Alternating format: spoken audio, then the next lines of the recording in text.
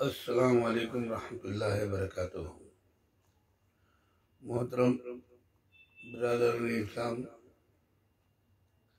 तमाम भाइयों, बुजुर्गों और दोस्तों,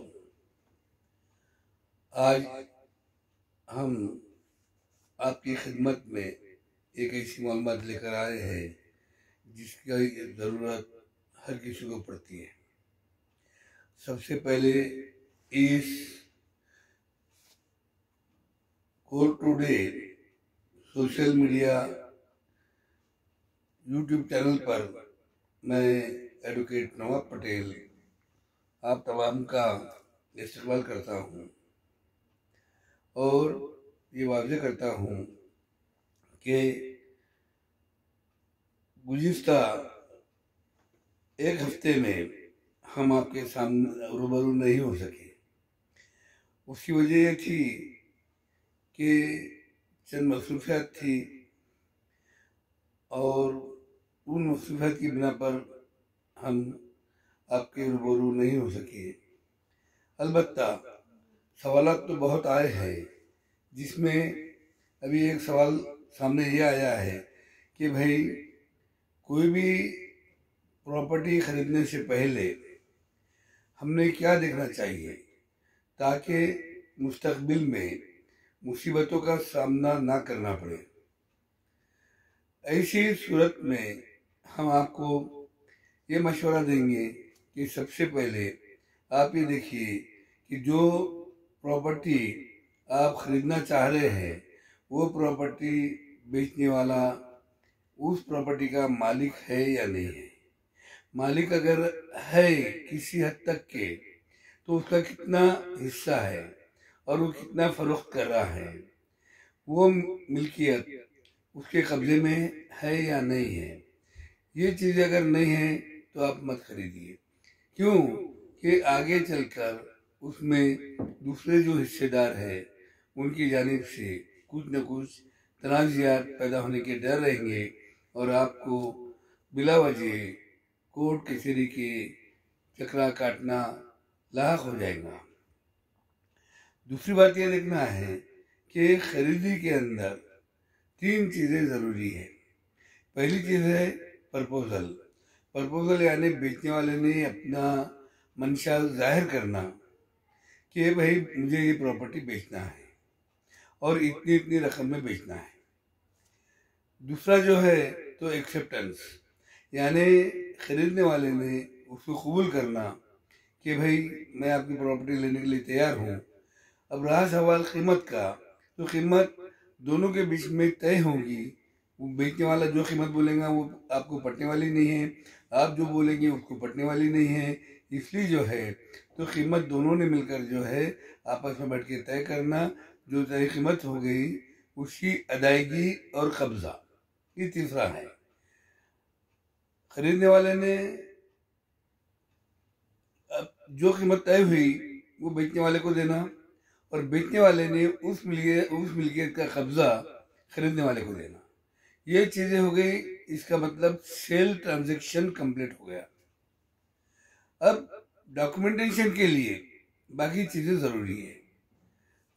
अब जरूरी इसलिए है कि म्यूटेशन की एंट्री का मकसद आता है।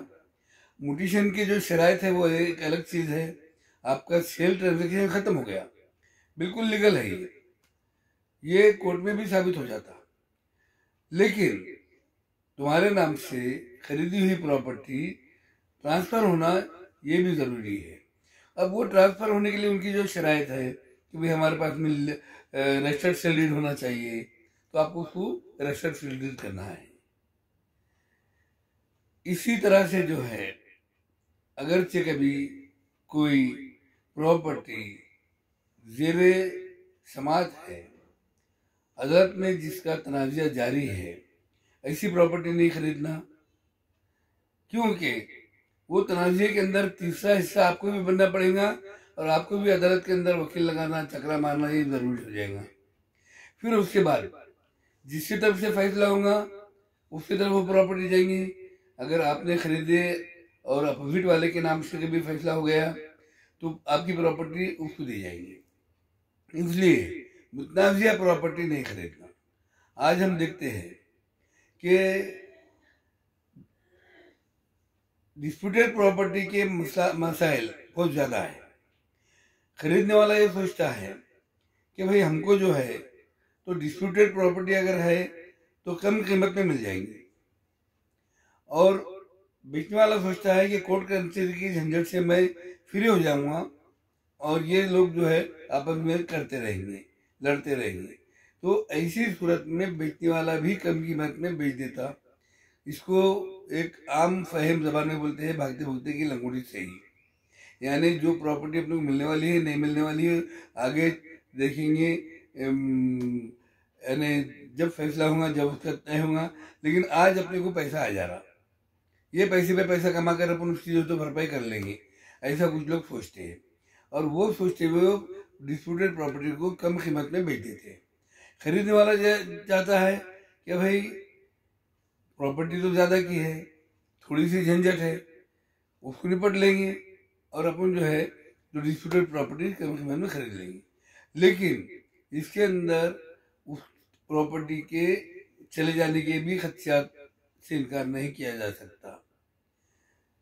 कोर्ट का फैसला आखिरी फैसला रहेगा और उसके हिसाब से वो प्रॉपर्टी जिसके हक में फैसला होगा उसको जाएगी। इसलिए न खरीदने वाले ने डिस्प्यूटेड प्रॉपर्टी खरीदना चाहिए, न बेचने वाले ने डिस्प्यूटेड प्रॉपर्टी बेचना चाहिए। अब इसकी रोक लगाने के लिए जिस पार्टी को ये लगता है कि ये प्रॉपर्टी का फैसला पूरा मेरे हक में आने वाला है, उसको चाहिए कि उसने जो मुकदमा दायर किया उस मुकदमे के साथ सिविल प्रोसीजर कोड के ऑर्डर 39 रूल और 1 और 2 इसके तहत उसमें स्टे मांगना चाहिए। और स्टे मांगकर जो है तो उसके अंदर ये बोलना चाहिए, साफ लिखना चाहिए कि फला फला शख्स या उसकी जानिब से आने वाला कोई भी शख्स, फिर चाहे उसके दोस्त हो, अहबाब हो, रिश्तेदार हो, या एजेंट दलाल हो, या गवर्नमेंट का कोई शख्स हो, इन लोगों ने मेरे कब्जे में मुदाखलत नहीं करना चाहिए। इस प्रॉपर्टी को कोर्ट का आखिरी फैसला होने तक किसी ने किसी भी तरीके से ट्रांसफर नहीं करना चाहिए। इसको बेचना नहीं चाहिए, हिबा देना नहीं चाहिए, बख्शिश देना नहीं चाहिए। इस तरह के किसी भी टाइप में उसका म्यूटेशन या उसका जो तो ट्रांसफर, नामांतरण, ये चीज़ें नहीं होना चाहिए। इसकी रोकथाम के लिए सिविल प्रोसीजर कोड के ऑर्डर 39 रूल और 1 और 2 इसके तहत जो है स्टे लेना चाहिए। दूसरी बात, इसी तरह से ट्रांसफर ऑफ प्रॉपर्टी एक्ट के सेक्शन 52 के तहत उसको जो है लीज पेंडेंसी रजिस्टर करना चाहिए। लीज पेंडेंसी इसका मतलब होता है कि कोर्ट में केस पेंडिंग है और उस पेंडिंग केस की एंट्री सब रजिस्ट्रार ऑफिस में रजिस्टर होना चाहिए। वो रजिस्टर करने के बाद उस रजिस्टर्ड डॉक्यूमेंट्स को जेरॉक्स करके उसको ट्रू कॉपी बना के किसी गेजेटेड ऑफिसर से या किसी नोटरी से उसकी कॉपी जो है आपने जो भी आपका इदारा है, चाहे महानगर पालिका हो, नगर पालिका हो, ग्राम पंचायत हो, उनको एक एक दे देना चाहिए ताकि वो उस ट्रांसफर को रोक सके। इसी तरीके से जो है तो सिटी सर्वे ऑफिस को भी देना चाहिए। इन लोगों को दे दिए, कोर्ट को बताना चाहिए कि भाई ये बेचने की तैयारी में है, इसलिए जो है तो मैंने लीज पेंडेंसी भी रजिस्टर किया। ऐसी सूरत में कोर्ट भी जो है आपकी तरफ से फैसला दे सकता है। अब सुप्रीम कोर्ट ने 2019 में एक फैसला दिया मधुकर जप्ता विरुद्ध लीलाबाई परमिलाबाई। इस फैसले में जो है सुप्रीम कोर्ट ने यह जाहिर किया कि ये जरूरी नहीं कि हर ट्रांसफर गैर कानूनी हो। अगरचे कभी आपका मुकदमा जेर समात है, किसी अदालत में पेंडिंग है, और ऐसी सूरत में किसी ने कोई प्रॉपर्टी बेच दिया और उसका नामांतरण भी हो गया, रजिस्ट्री भी हो गई केस चलते हुए, तो क्या वो ट्रांजैक्शन गलत है?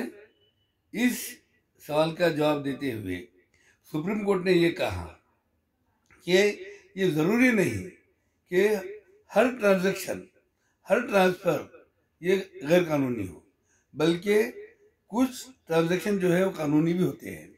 मिसाल के तौर पर ए और बी है, इनकी दोनों की मिल्कियत है। बी को पूरा मालूम है कि ये मिल्कियत मेरी खुद की है और इसका फैसला भी मेरे हक में आने वाला है। उसने सी को ये प्रॉपर्टी बेच दिया और सी ने अपने नाम से नामांतरण भी कर लिया, जबकि इस प्रॉपर्टी को ए ने लीज पेंडेंसी रजिस्टर्ड किया था।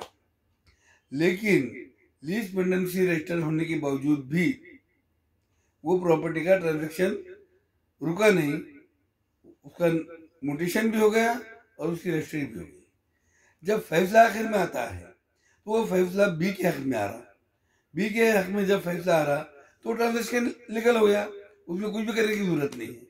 हाँ, खुदा न खास्ता वो फैसला अगर ए के फेवर में आता है तो उस ऐसी सूरत में सी को मुसीबत का सामना करना पड़ेगा। सी ने पैसे देकर वो जमीन खरीदा, लेकिन वो जमीन सी को नहीं मिलेगी। फैसला जो है तो ए के हक में आया हुआ है, इसको फरोख्त करने वाला बी है, इसलिए वो चाहे ए पैसे वापस दे, बी पैसे वापस दे या ना दे, लेकिन सी के हाथ से प्रॉपर्टी चले जाएगी। ऐसी सूरत में हर किसी को चाहिए कि डिस्प्यूटेड प्रॉपर्टी को जो है अपने व्यवहार में ना लाए। डिस्प्यूटेड प्रॉपर्टी को खरीदना भी नहीं चाहिए, बेचना भी नहीं चाहिए। इसलिए नहीं चाहिए, सुप्रीम कोर्ट ने भी आगे ये जाहिर किया कि अगरचे कभी वो ट्रांजैक्शन लीगल भी हो रहा है तो उसको नहीं करना चाहिए, उसको रोकथाम होना चाहिए। इसीलिए जो है सेक्शन 2 के तहत ये सब रजिस्ट्रार को इख्तियार दिए गए कि वो ऐसे ट्रांजैक्शन की रजिस्ट्री न करे। और इसी तरीके से जो है, जो भी महानगर पालिका है, नगर पालिका है, ग्राम पंचायत है या सिटी सर्वे ऑफिस है, इनको भी जो है ये इख्तियार दिए हुए हैं कि अगर लीज पेंडेंसी रजिस्टर्ड है तो ऐसी सूरत में उसके अंदर जो है रोकथाम करना चाहिए, इसलिए कि जारी मुकदमे में थर्ड पार्टी इंटरेस्ट कायम ना हो।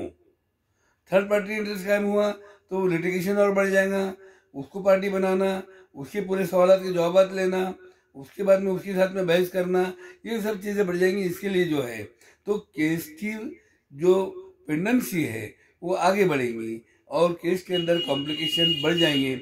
इसलिए जो है तो केस की कॉम्प्लिकेशन नहीं बढ़ाते हुए इस मामले को, डिस्प्यूट प्रॉपर्टी को खरीदना भी नहीं, बेचना भी नहीं और नई मुसीबत मोल लेना भी नहीं, ये हमारी एक नेक राय है।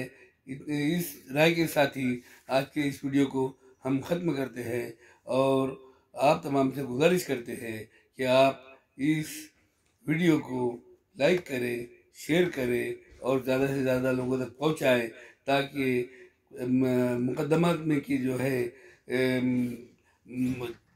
पेचीदगियाँ ख़त्म हो। इतना कहते हुए खुदा हाफिज़ वस्सलाम।